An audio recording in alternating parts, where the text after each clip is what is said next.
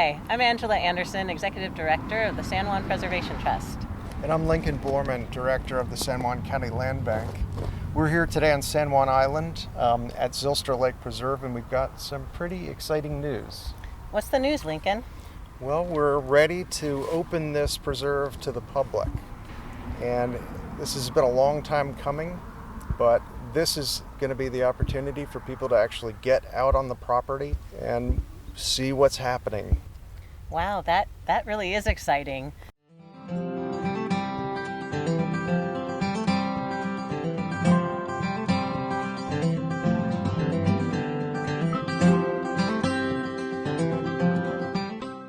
Fortunately, the Land Bank and the Preservation Trust were able to work together. Neither organization could have done it by itself, but this is the same partnership that was able to conserve Turtleback Mountain on Orcas and Mount Grant on San Juan Island. And we split up the conservation commitments in the same way as those other examples, with the Land Bank owning and managing the preserve for public access and the Preservation Trust holding and enforcing the conservation easement, which ensures permanent protection forever. But for now, tell us about the trail and the public access. Absolutely. That's what we're here to do today, is really give you a sneak preview of what people are going to see. So we're starting here in the parking area. We'll be walking around the lake on the new trail and stopping at various points just to give you a really good understanding of what's out here and what you can do.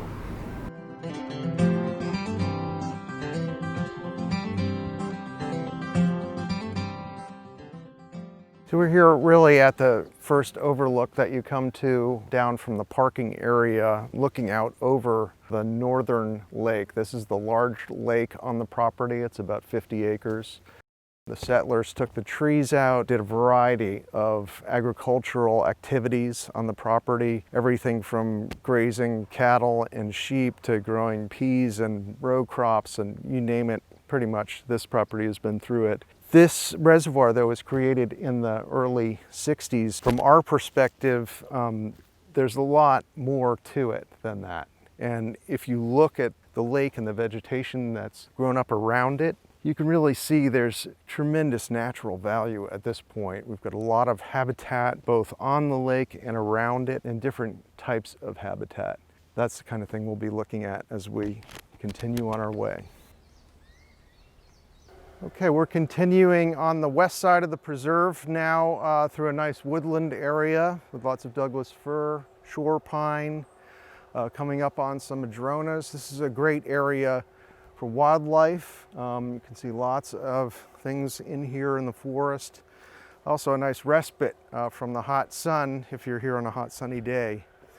Coming around the corner, we're going to look up to the left here and see an eagle's nest, bald eagle's nest, which is active.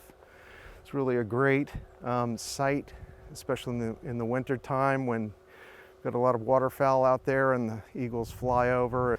So we'll just continue down this way and through some of the wetlands and on to the next forest area.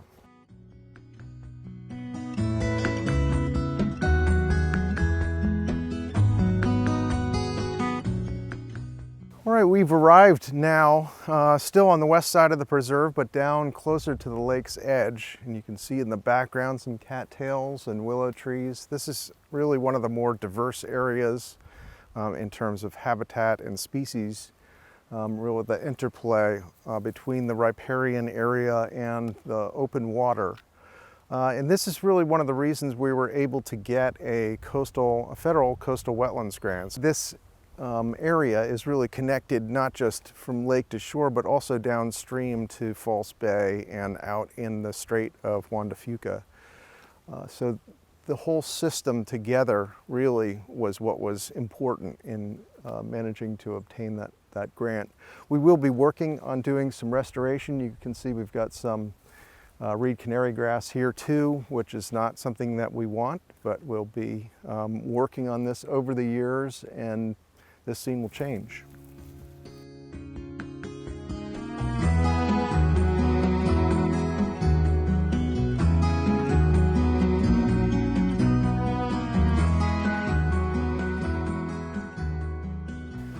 Well, we're here now at the edge of the agricultural resource area, which you can see pretty clearly delineated with this fence. The idea here really is to keep people who are walking on this side. San Juan Island really remains a pretty rural area. This field has historically been hayed and had a variety of other uses.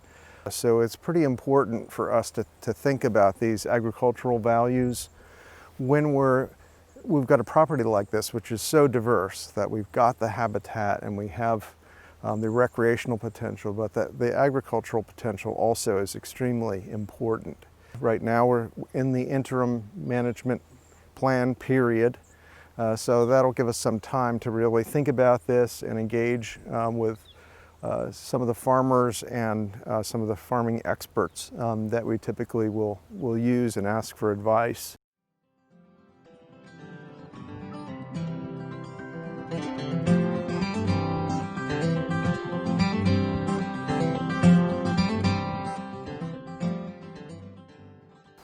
Well, we're here in the Upland Forest part of the preserve now, having come through the wetland area and coming south of the lake.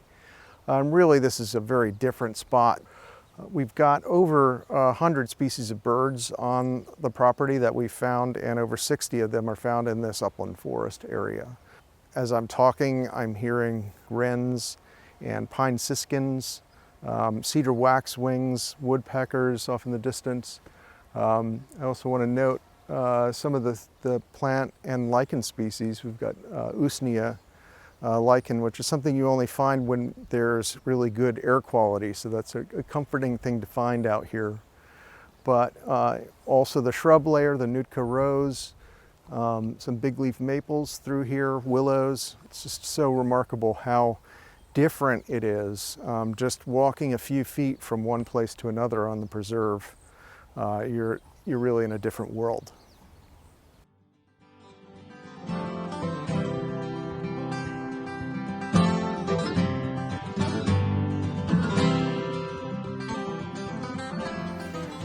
All right, we are here now at the lower lake. There are two lakes at Zylstra, as I mentioned earlier. Another nice habitat area. We've got some ducks out here, some widgeons and mallards that you can see, but we've got about 20 species of waterfowl. A lot of what you'll see, you're going to see in the winter time, which is why in the winter we're stopping the trail before you get to that water control structure and walk around the east side of the upper lake. So we don't want to see the birds flush. They're very skittish. If they can see you, generally they're going to fly. So keeping people on this west side, south side really helps. Another element though here that people need to be aware of, the water quality questions. I mean, we've had some grazing upstream, we've got waterfowl here, so we've got some contamination, some bacteria issues that we found. So we're really looking at those and figuring out how to manage those best. The last part of it is the dams themselves and what we need to do with them to maintain them, what level we can keep water at, how it factors into irrigation for farmers downstream, and really wanting to have a good flow of water coming out of the lakes down False Bay Creek all the way to False Bay and out into the Strait of Juan de Fuca. That connection is something that's really critical for us.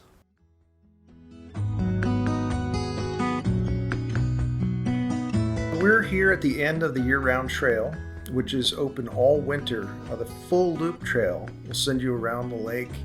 Will be open this coming April and will close again in September for the winter season. The reasoning behind this is to limit the disturbance to winter migratory birds. Because this is a preserve, we're also only seasonally allowing dogs on leashes, and only when the full loop trail is open during the summer. No dogs are allowed in the wintertime.